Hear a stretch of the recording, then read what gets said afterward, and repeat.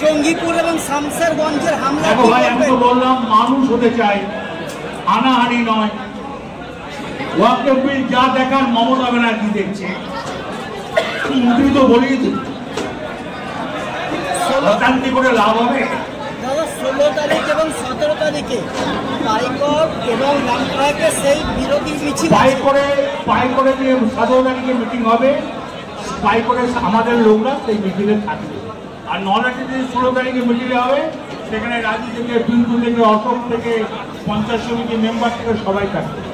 ওই জঙ্গিপুরের ঘটনার পর এই দুই এলাকার লোক আতঙ্কিত যে এখানে কিছু না, আমাদের বক্তব্য বীরভূম খুব শান্তগুলিয়ে জায়গা। আমরা বাড়ি বীরভূম, তো তাহলে আপনার বাড়ি যখন বীরভূম, তাহলে আপনি খুব ভালো করে জানেন খুব শান্তগুলিয়ে জায়গা। আমার এখানে কোনো, আমরা তাই হিন্দু মুসলমানের একসঙ্গে মিটিং করলাম, আমাদের ভিতরে কোনো অশান্তি নাই। কর্মীদের কি বার্তা দিলেন? কর্মীদের কি বার্তা দিলেন? বার্তা দিলেন, শুনতে পেলেন, সবই তো শুনতে। ভালো করে চলতে হবে, থাকতে হবে, রাজনৈতিক মানুষ হতে হবে। বলছি যে এই সাব ডিভিশনের মধ্যে আপনি 4টে সাব ডিভিশন ডেকেছি, নামফারটা আলাদা করি। ওটা আসিনটা সিনিয়র মানুষ, তো আসিনটা অনেকটা ব্যাপারে কিন্তু আছে, বলার আসিনটা ম্যানেজ করতে পারে। ওই জন্য এইগুলো হচ্ছে নামফারটা খুব ইজি। সেটা আপনি থাকবেন না? হ্যাঁ, ভোটে এবার কি থাকবে?